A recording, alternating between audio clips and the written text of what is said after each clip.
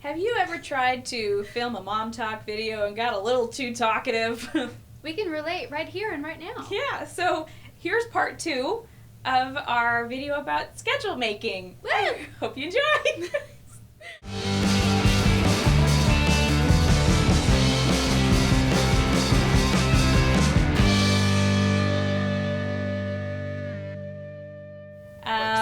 The next thing that we got a lot of reaction about was the idea of scheduling potty training. Yeah. So I only have one of my 3 that's potty trained right now. I have 0 you're kind of working in the on mix. it. We're working our way towards it. Yeah, well, We take it as it comes. and my one experience was not the greatest by any means. Boys typically get potty trained a lot later than girls anyways. Yeah, that's what I've heard. The doctor was like, oh yeah, I probably won't want to potty train until he's 2. This kid was almost 4 by the time he finally decided that he wanted to go to the bathroom and the toilet. Nothing wrong with that. So I was just like, Lord Jesus, please help me.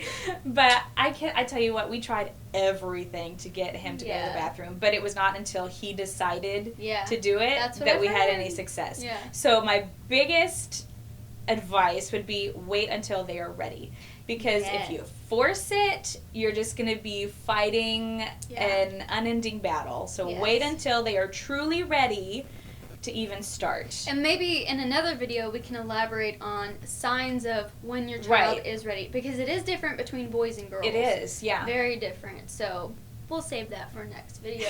But like as far as scheduling for potty training, I'll tell you something. So my daughter is, she wants to potty train. She likes the idea of going to the potty. Mm-hmm. When I just had my youngest, we breastfed for a while. And I don't recommend trying to potty train or starting something new in the schedule when you have a young baby at home. Yeah. Because first of all, they're going to see mommy's giving the baby all the attention, and they might start acting like a baby again, like Thea did. And I was like, that happens anyways. You're a big girl. So anyways, but like I would be breastfeeding, Iris would be latched on, and then Thea would have to go potty and then end up tinkling on the floor because I couldn't like unlatch and then go get her and everything. Throw the baby down. I know, just like, so I wouldn't recommend starting potty training if you have something new in the house. Right. You know, that make sure that you can like be consistent with it every day, because it's going to require around the clock things. Yeah. We let Thea run around naked. That didn't work in our house. No, it doesn't work because she peed and pooped on the floor. Right. Like a dog. She's learning from Nana. She was. She's very interested in that. But anyways, so we just decided to hold off, and we have vacation coming up, and so I was like, you know what? We're going to take it as it is. If she wants to go sit on the potty, okay, cool. She can go sit on the potty. But I'm not going to prioritize it until all of the just stuff of summer is over with. Right, until you can dedicate time to it. Every single day. Right. Well, and then once you actually do start potty training, the biggest thing that I think really helped us anyways is getting an app or something that sets a reminder. Because whenever you're first starting, the kids are just trying to get used to the idea of going to the bathroom to go potty. So rather than expecting them to automatically know, oh, this is what it feels like when I need to pee, it's kind of this thing where you take them so they get used to the routine of going into the bathroom, flushing the toilet, washing their hands, getting out kind of thing. So with Levi, I was trying to find the app. I don't think they make it anymore. But there was an app. It was like a Mickey Mouse thing. So it had a timer in there. You could set it for whatever length of time, 15 minutes, 20 minutes, whatever. Yeah. And every 15 minutes, a little alarm would go off and we'd go, oh, it's time to go potty. So we would go in, we would sit down on the toilet, and whenever he finished, there was like a little game that he could play. So that was kind of his reward for going. Yeah. But like I said, I don't know where that app is anymore, but you can do something similar. You just set a timer on your phone. Yeah. They can have a dance party after. Exactly. Yeah. Whatever your kid is into, use that as a reward for going and using the bathroom. Yeah. But that consistency, at least in the initial part of potty training, is really crucial so that they get that idea. And then helping them figure out what it feels like when they need to go. So, like, with my 2-year-old, I tell him, squeeze your belly, so he knows to kind of, you know, I hunker over or whatever. Yeah. But it helps him, like, recognize, okay, this is what I need to do in order to go to the bathroom. You know, going along with the sensation, a really smart, wise woman told me, because I asked her about it, Val. Mm-hmm.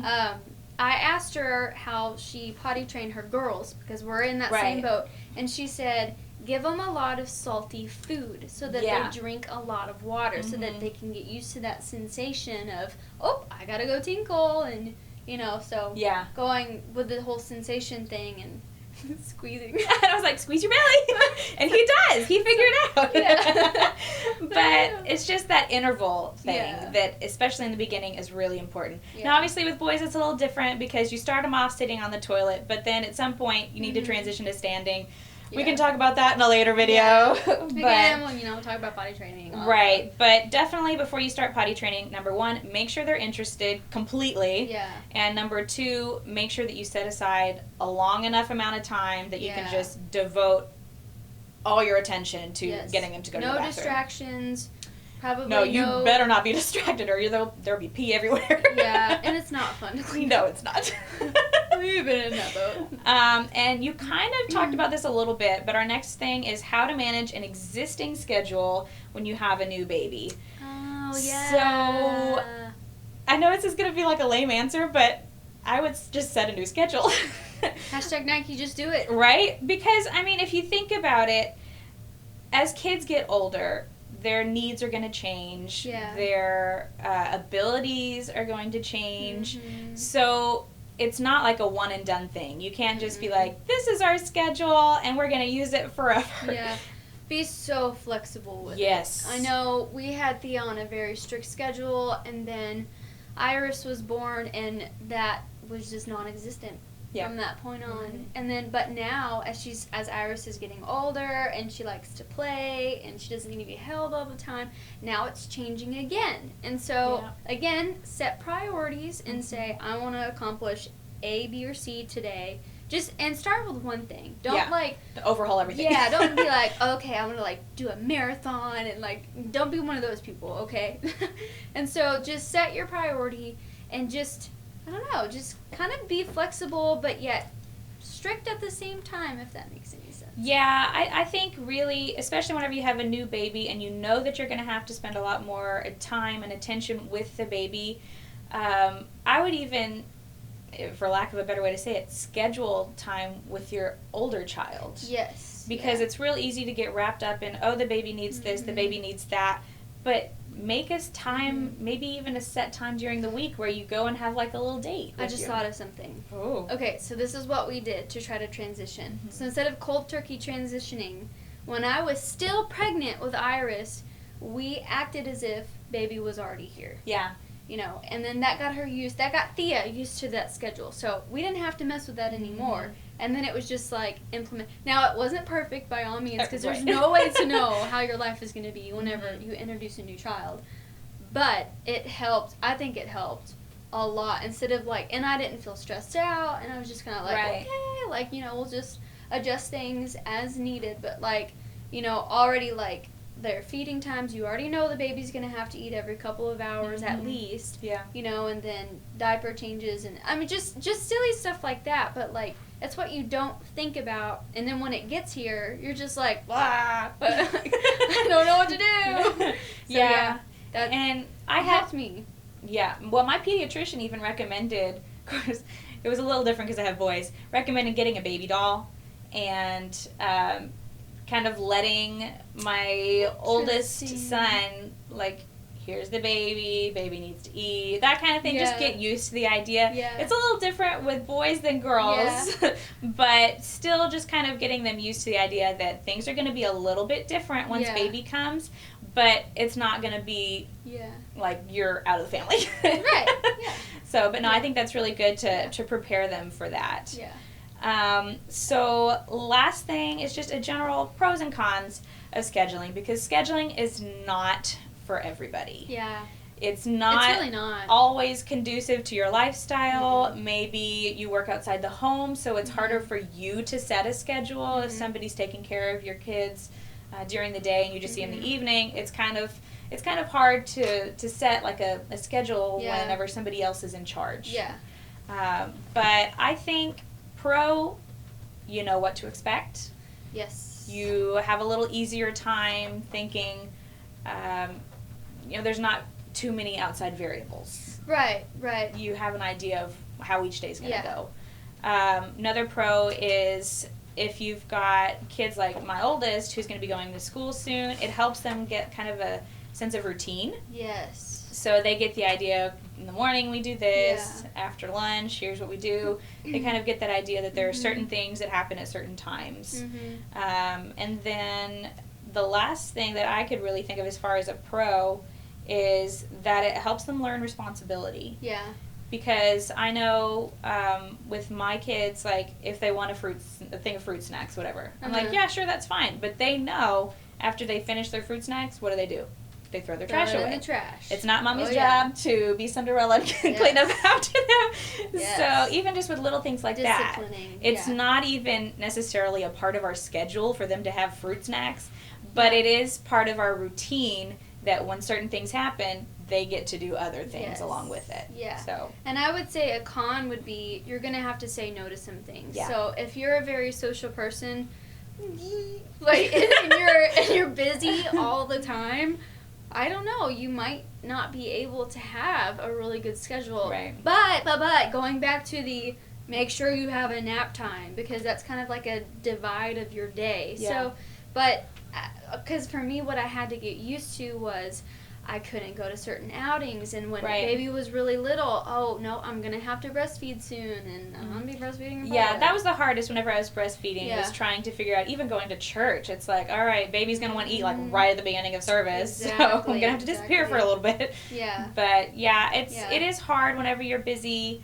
or even whenever baby's little, because you are more, it's more priority to take care of baby than it is necessarily to go out and just hang out with friends all the time. Your general life priorities change. Yeah. So that one definitely is tricky to manage. But like you said, nap time is always important. Always.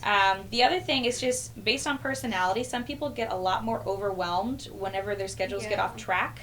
Yeah. And if you tend to be that way, if you tend to be like, oh my gosh, I had a schedule and it's not working out or whatever, maybe consider a schedule that's not so strict. Or if you have somebody watching your children and they mess the schedule up. Right. And you want to chew their head off for it. No, just kidding.